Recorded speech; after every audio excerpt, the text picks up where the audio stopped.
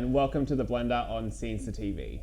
Scenestr is Australia's only national street press group, and this is our web show of goings-on around Australia and beyond. This episode kicks off with queer indie pop songstress Wafia, who has returned with a new EP, Good Things. Walton hung out with her, virtually, to get the goss. Really excited to speak to you today, so thank you for giving me this time. What can fans expect from the Good Things EP?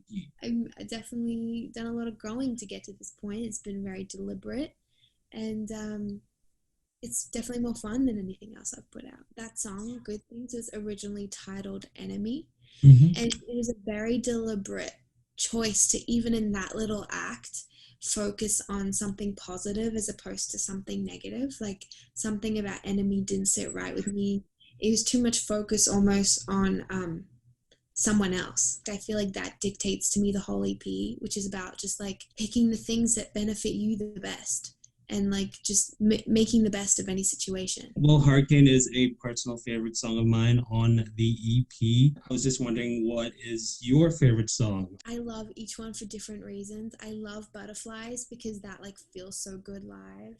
But Hurricane and How to Lose a Friend are like, I love songs about friendship. Yeah. So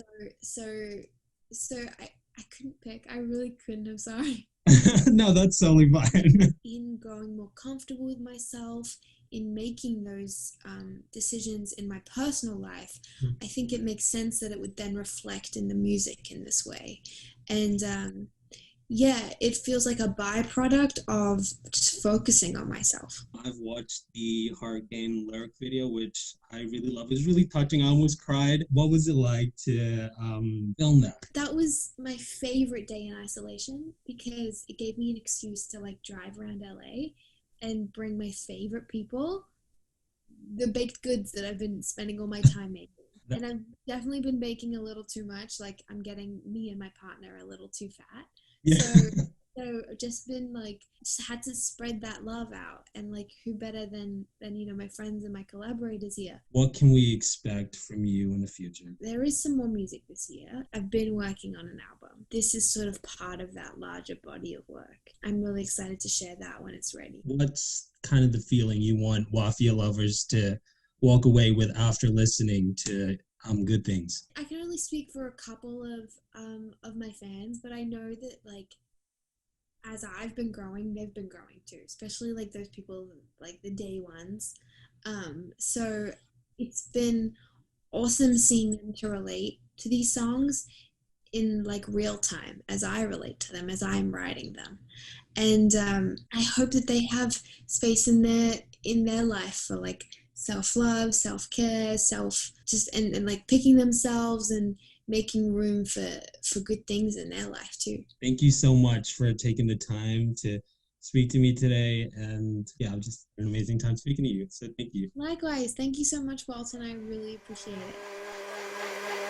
We are definitely going to need a sample of those baked goods, please, Wafia. Good Things is out now. When it comes to classic Aussie rock, Dave Gleeson is a pillar, from fronting legends The Screaming Jets to more recently with The Angels. Matt dialed in for a yarn with Gleeson. Dave Gleeson, thank you very much for joining me. A quick background, you started off, I guess streaming small backyard gigs on an iPhone and going on some 23 weeks. Where are you at now, Dave? Myself and a friend, Crafty, talked about it, and I said, well, it can't be that hard. You must just be able to plug a camera into a keyboard or something and it'll go, right? Katie, my wife, had it through her iPhone, and obviously within the first minute and a half, turn your phone around. So she's, getting messages. And so it was a very backyard affair. We rehearse either Friday or Saturday, and then the show's on Sunday, and it's been fantastic. We set up at the Governor Hindmarsh, which is a iconic South Australian venue every Sunday, and got all the bells and whistles, and we have giveaways and all that type of stuff, cans of beer and shit. What have the sets themselves been like? The week just gone, we did a British, all British kind of 60s invasion set, Beatles, the Kinks. We've done everything from the Rainbow Connection to Bohemian Rhapsody. It's just, and it's a whole bunch of fun. And a lot of country stuff as well early on, because I'm a mad country fan. What's a gift you don't want to see for Father's Day? I've been looking at my undies lately, and they're just all rotten. And this will be probably the first Father's Day where I say, you know what, I could do with, a real, seven new pairs of undies, but nice ones. Yeah, socks and jocks, classic. Yeah. I did see you back in 2001 supporting KISS at Carrara Stadium on the Gold Coast. Great show. The light rain drizzled across the field. It was absolutely amazing. I remember that gig vividly. Kids did come along, and they weren't going, oh, look at those old guys up there. They were still KISS. So everyone was in their makeup and that. So it wasn't like they looked like the Rolling Stones or anything like that. They just look like KISS. I hope you don't mind. I wouldn't mind actually talking about what's going on with the Screaming Jets. And I will say a little manager-shaped birdie did let me know there might be something in the works. We were supposed to have gone in and started recording a new album in May. But obviously that all fell over because 3 of the guys are in Victoria. So we decided we might just test out the remote recording. Things went really well, and who knows? There could be something on the horizon in the next couple of months that the Jets are going to be releasing. What's a cover song, like a song that never fails to satisfy when you bring it out? I left my heart to the sappers round K-Sand, and my soul was sold with me cigarettes to the black market man. Yeah. Before I let you go, I would like to share with you a quick story, if you don't mind. So my wife works at a flower shop here in Brisbane City. As a younger woman of about 15 on the Gold Coast, she snuck into a fair number of your shows to see the Screaming Jets. Very much enjoyed herself. So Screaming Jets played a very pivotal role in her education and her growing up, mate. So I thought you might like to hear that. And it brings back great memories because the best venue on the Goldie was the Playroom. Dave Gleeson, it has been an honour and a pleasure speaking with you, sir. Thank you very much. Mate, you have a great night. Cheers, mate. Thank you. Dave's weekly Sunday residency at the Gov in Adelaide shows no signs of slowing down. You can also tune in virtually. Hopefully he got some Father's Day jocks too.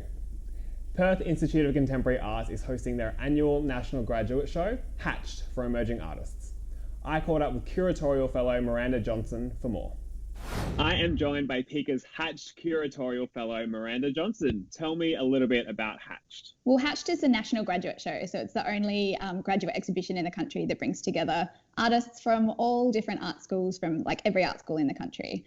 We've got 24 artists this year from every state and territory, and they were selected by a selection panel from a pool of 56 artists who applied to be included in Hatched. You know, these artists have just left university, and so they're just about to embark on their careers. So it's really exciting for people who are interested in contemporary arts, and also for industry people and other artists to kind of see like what these artists are concerned with, the kind of practices that they're working with, because it kind of does point to like what's going to happen in the future in like the world of contemporary arts. It's a really hectic vibe having all these artists in the building. They're all installing their work, you know, there's stuff everywhere, but it's just like it's a really exciting atmosphere for us and for them. Love it. I mean, part of the selection panel's sort of briefing is to make sure that there's a really broad range of different practices on display, because we want to kind of capture everything that artists are working with right now. So, you know, in the past, there are some paintings. We've got some paintings in the exhibition this year as well.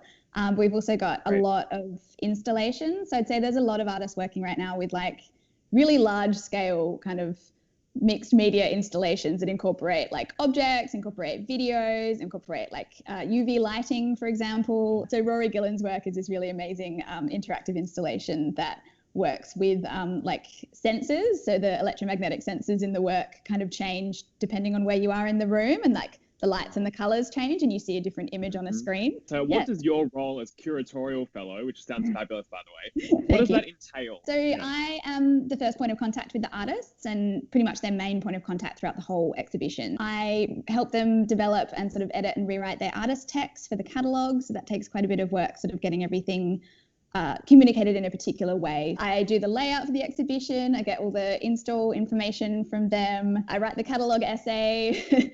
I run a lot of the public program events. There's been a lot of public speaking. Yeah, a lot of everything. Yeah. So how does that initial pool of artists get selected? Like where do they sort of come from? So they're nominated by their universities. So the universities are asked to select 3 artists that they would like to nominate, like put forward for Hatched. And that's how we would put them down from there. It really gives the artists a really comprehensive idea of what it's like to work with an arts institution, like right from the beginning. You know, they get to be in the gallery installing their works. Most of them weren't this year, but, you know, in the past, they will get to be there to install their works. You know, they work with the communications team, so they understand like what it takes to get an exhibition promoted. They have some social media events that they do. They know what it's like to work with an exhibitions team and the curator. They practice their public speaking through doing artist talks. And I think most importantly, they get a chance to meet each other. That's obviously the first time that Hatch has ever happened during a global pandemic. So Yeah. what will be different about Hatch in 2020 to cater to this? It was a lot of rethinking how visitors engage with the works and how we could make sure that they still are able to engage with them in a way that they could understand what the works were trying to say and what they were about, but in a safe way. At the end of the exhibition, I think someone wins a prize. Is that correct? Is there some kind of fellowship or something that they... The Schenberg Art Fellowship. So it's Yeah. the biggest prize for an emerging artist in the country. It's a $50,000 prize. Wow. Yeah, so that's presented in partnership with UWA, who have this bequest from Dr. Harold Schenberg, and he was a really great supporter of emerging artists. It's huge, so it's really exciting for anyone. that someone will be Especially awarded. an artist. Yeah, definitely. Say that I've just witnessed the exhibition and I'm leaving and I'm thinking and feeling exactly how you and the Hatch team wanted me to think and feel when I saw this exhibition. So how am I thinking and feeling? I think you'd be reflecting quite a lot on a lot of the contemporary concerns of society. What kind of stands out from this year's Hatched exhibition is there's a lot of artists who are, critiquing things like capitalism, but they're doing it in a way that is quite gentle, quite soft, and really quite positive. Like, it's not just saying that there's a problem, it's coming up with solutions to that problem. So I would hope that you would leave feeling pretty uplifted. Thank you so much for joining me and for chatting about this exhibition, Miranda. Thank you for having me. Congratulations on pulling off such a mammoth task and putting it together.